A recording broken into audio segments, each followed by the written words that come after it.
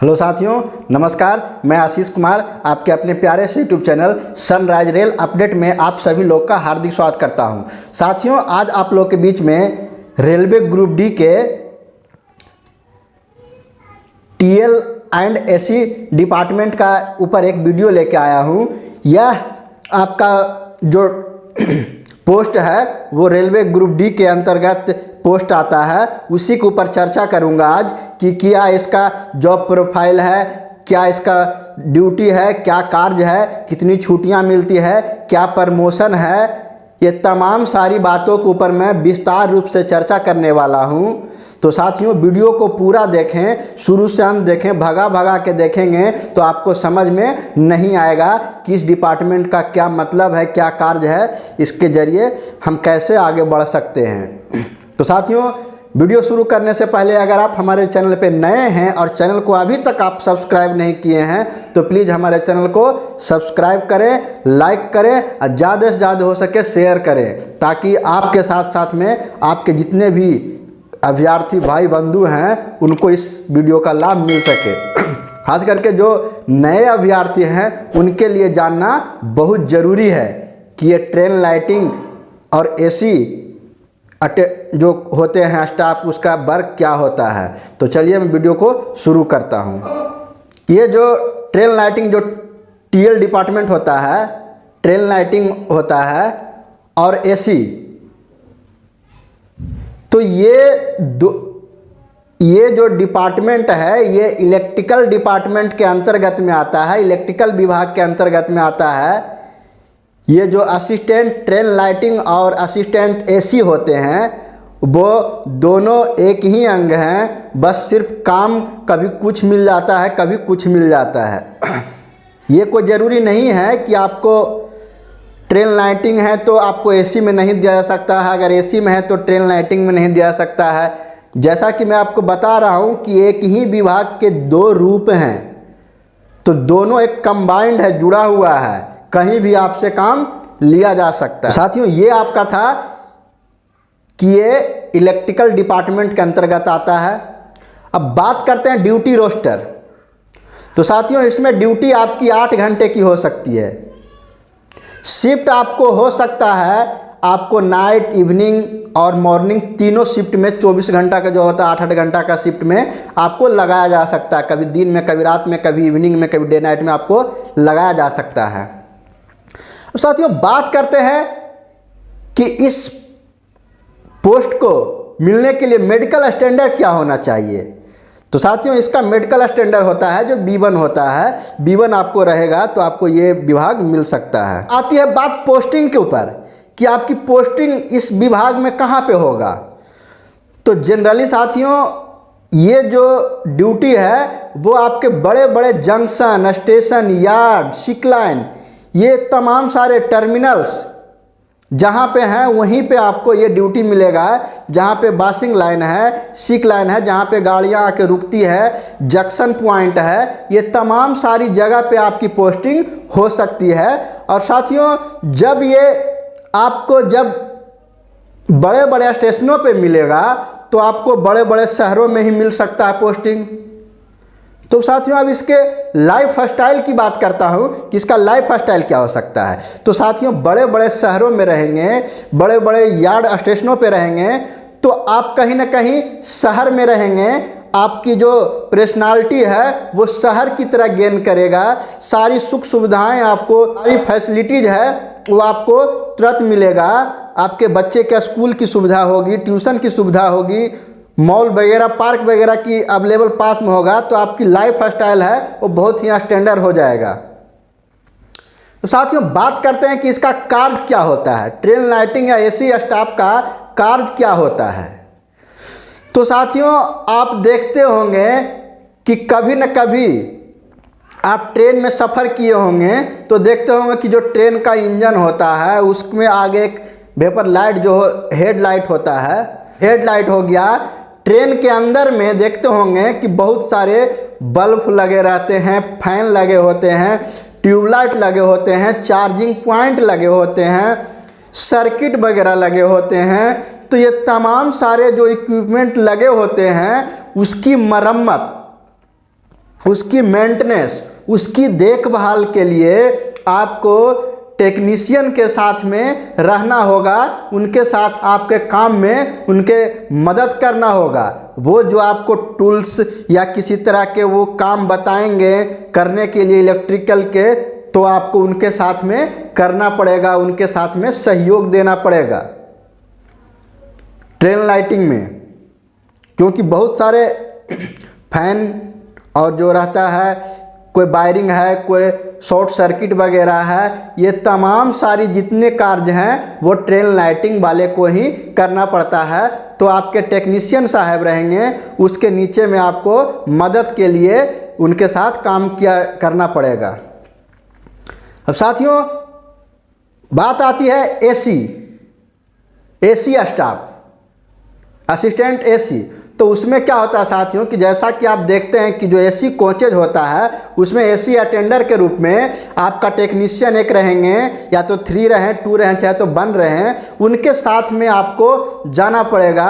और वो उसका जो जॉब होता है, आपको ट्रेन के ऊपर ड्यूटी करना पड़ता है। जहाँ से आपकी ट्रेन जाएगी वहाँ पे, जिस जगह पे जाएगी वहाँ साथ साथ में जाना है। जैसे मान लीजिए कि कोई ट्रेन, जैसे मान लीजिए संपूर्ण क्रांति ट्रेन है जो राजेंद्र नगर से खुल के नई दिल्ली को जाती है, तो उसमें क्या होगा कि ये गाड़ी राजेंद्र नगर की है, पटना की, तो आपको यहीं से अपने टेक्नीशियन साहब के साथ में आना होगा। और अगर एसी में कोई प्रॉब्लम आता है, कूलिंग ज़्यादा हो गया या कम हो गया, चाहे तो हीटिंग प्रॉब्लम आ रहा है, तो ये तमाम सारी आपके काम को देखना पड़ेगा, आपको बनाना पड़ेगा, मेंटेनेंस करना पड़ेगा अपने टेक्नीशियन साहब के साथ में। तो साथियों बात आती है कि हमारी ड्यूटी जो एसी वाले का है वो कहाँ कहाँ लग सकता है। क्या हम जिस डिवीज़न में काम कर रहे हैं, जिस जगह पे काम कर रहे हैं वहीं पे जाना पड़ेगा, या जहाँ तक हमारी गाड़ी जाएगी वहाँ तक जाना पड़ेगा।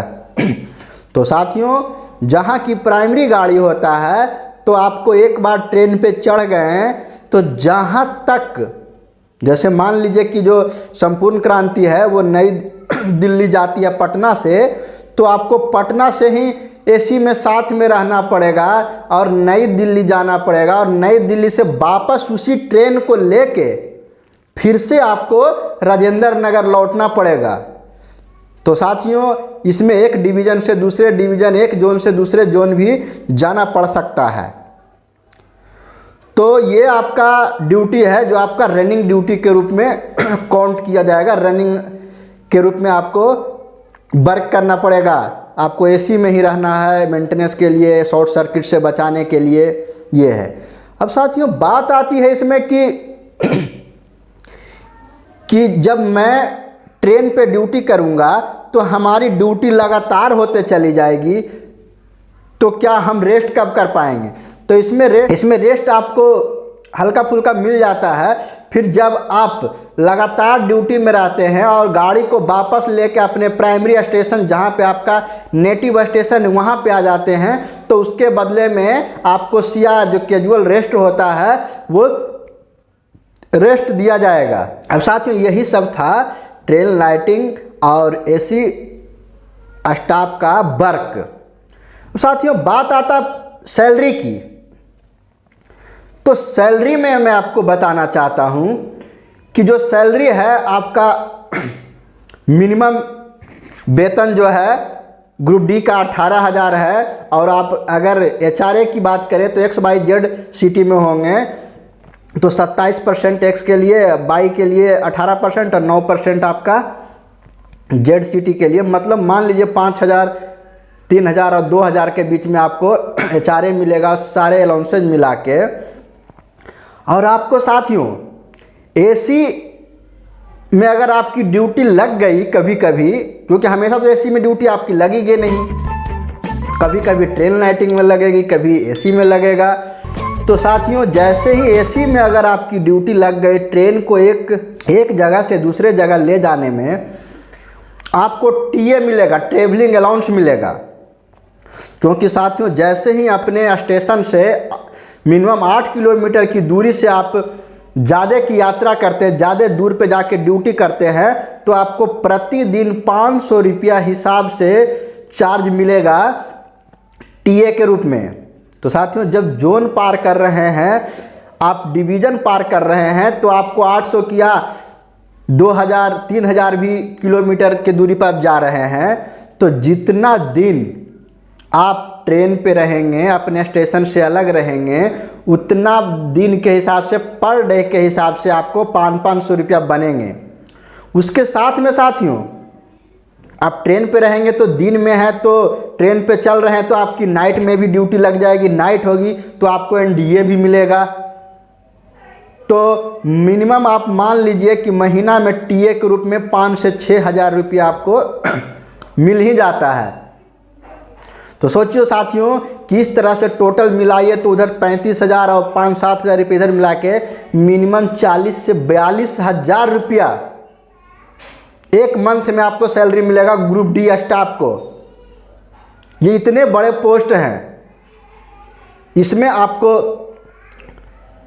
जॉब के साथ साथ आपकी सैलरी बहुत ज़्यादा मिलता है, क्योंकि हमेशा आपका रनिंग के लगभग दायरे में रहेंगे, तो जाहिर सी बात है कि 40 से 45 हज़ार रुपये हर महीने सैलरी आएगा।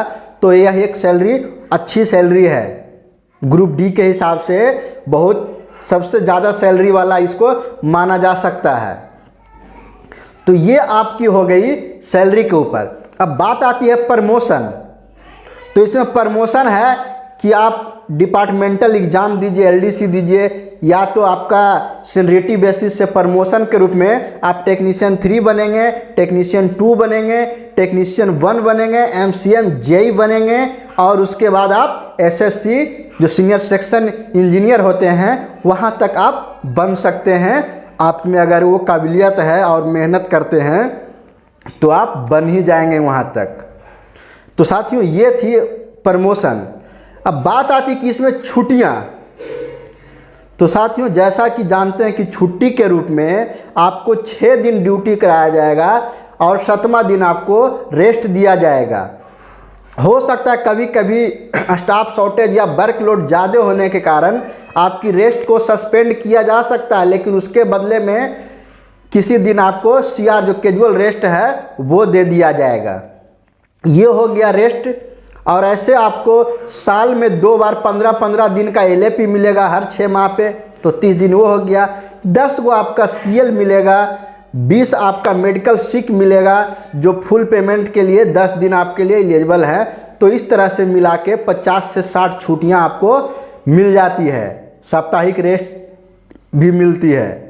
तो साथियों, यही था सारा प्रक्रिया ट्रेन लाइटिंग और एसी स्टाफ के लिए, जो कि क्या वर्क है, क्या प्रमोशन है, क्या इस तरह किसमें क्या करना पड़ता है, लाइफ स्टाइल के बारे में तमाम बिंदुओं पे मैं चर्चा किया हूँ।